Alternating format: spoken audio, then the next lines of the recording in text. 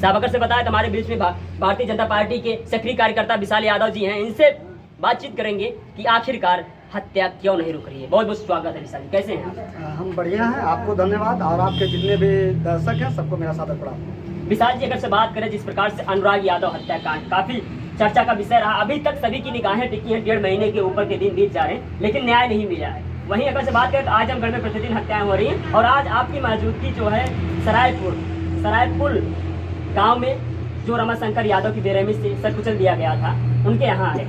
आप इस घटना को किस नजरिए से देखते हैं और किसकी लापरवाही देखते हैं? देखिए, कहीं ना कहीं प्रशासन की लापरवाही तो है ही, और दूसरी चीज़ है कि ये आजमगढ़ का पश्चिमांचल जो सिरा है, लास्ट सिरा है, यह कहीं ना कहीं यहाँ देखिए अगर चौकी होती या यहाँ कोई पुलिस बूथ बनाया गया होता, यहाँ प्रशासन लगातार एक्टिव रहता तो हो सकता था कि ऐसी घटना नहीं होती।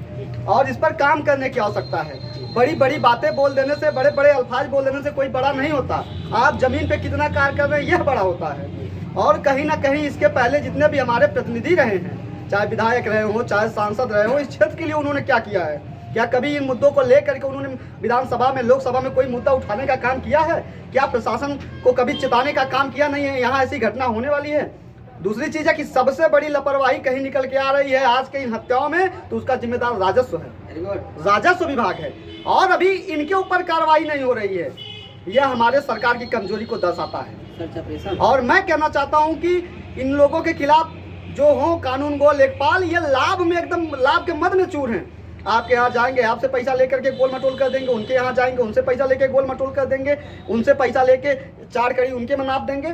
ये हत्याओं का जो जन्म जहाँ से हो रहा है उसके जिम्मेदार कानून गो और लेखपाल हैं। आधे से ज्यादा अगर से हत्याएं की बात करें, चाहे जिस जिले की बात करें, लगभग जमीनी विवाद ही है। बिल्कुल बिल्कुल जमीनी विवाद है। चूंकि मैं जहाँ जहाँ अभी तक गया, सिर्फ मंगेश यादव को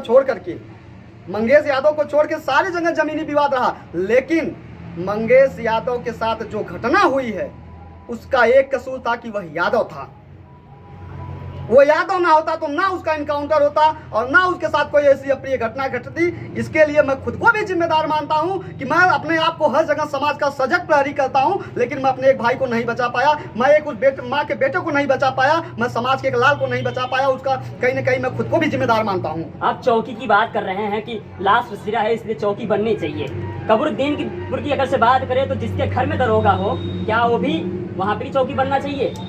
देखिए, हर जगह तो चौकी नहीं बना सकते, लेकिन जहां आप जिस कबीरुद्दीनपुर की गांव की बात कर रहे हैं, मेरा 2 बार जाना हुआ और मुझे जो वहां के लोकल लोगों से जानकारी मिली, वहां एक दरोगा था जिसने कहा था कि ये यादव हैं और जब तक इनका खून नहीं बह जाएगा, इनकी हत्या नहीं हो जाएगी, ये नहीं मानेंगे। तो वहां भी प्रशासन की लापरवाही है, वहां भी कानून गो लेखपाल की लापरवाही है।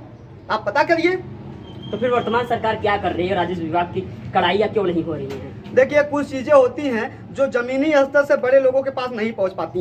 ये सारी गलती या लोकल नेताओं की होती है। इस पे आप शीर्ष नेतृत्व को आप दोष नहीं दे सकते। क्या ये लाइव नहीं है कि यहाँ की इन्फॉर्मेशन ऊपर तक पहुँचा पा रही है? क्या यहाँ के मामले सोशल मीडिया पे वायरल नहीं है? क्या यहाँ के बड़े बड़े नेताओं की निगाहें नहीं टिकी? क्या अनुराग यादव की जो इतनी बड़ी जघन्य अपराध हुआ है पूरे देश में, हर कोई कह रहा है अनुराग यादव को न्याय मिलना चाहिए, क्या इस पे किसी की निगाहें नहीं टिकी है? नहीं, बिल्कुल टिकी है। मेरा जो है माननीय मुख्यमंत्री जी के कार्यालय पे बात हुआ है उनके ओएसडी से, और जल्द मैं अनुराग के पिताजी को लेकर माननीय मुख्यमंत्री जी के यहाँ मिलने वाला हूँ और न्याय दिलाने का पूरा प्रयास कर रहा हूँ। पलटकर देख जालिम, पलड़ा किसका भारी है? तुम्हें तो जुल्म प्यारा है, मुझे तो जनता प्यारी है।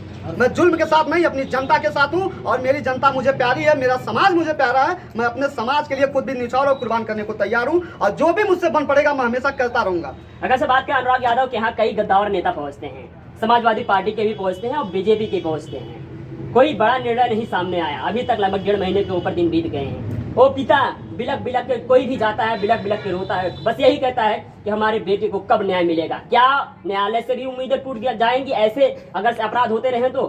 नहीं, बिल्कुल नहीं। माननीय कप्तान साहब से मेरी मुलाकात हुई है। देखिए, हर चीज़ की एक प्रक्रिया होती है, आपको भी पता होगा। माननीय सर्वोच्च न्यायालय का ये आदेश है कि आप डायरेक्टली किसी के घर पे बुलडोजर नहीं चला सकते।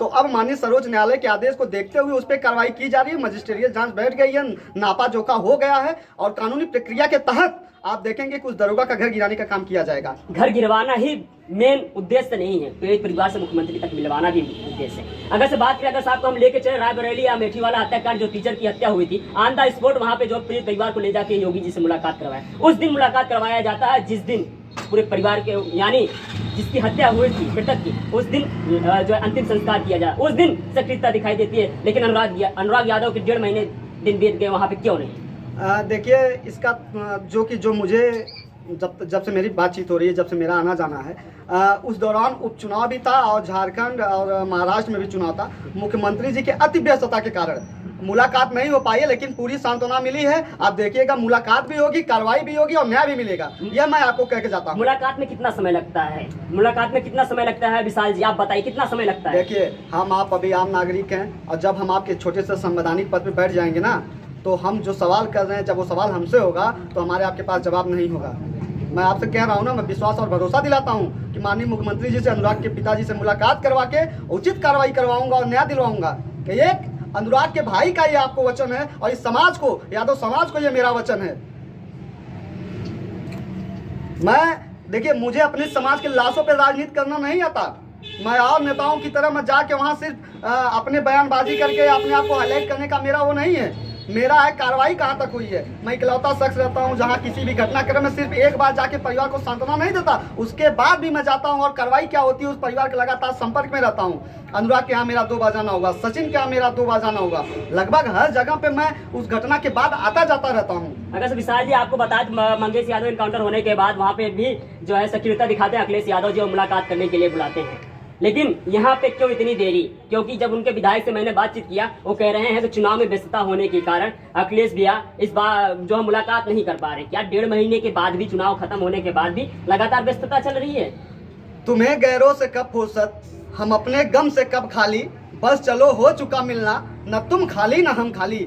यह यादव समाज का और अखिलेश यादव के बीच का जो गैप है, मैंने वह वर्णित किया है।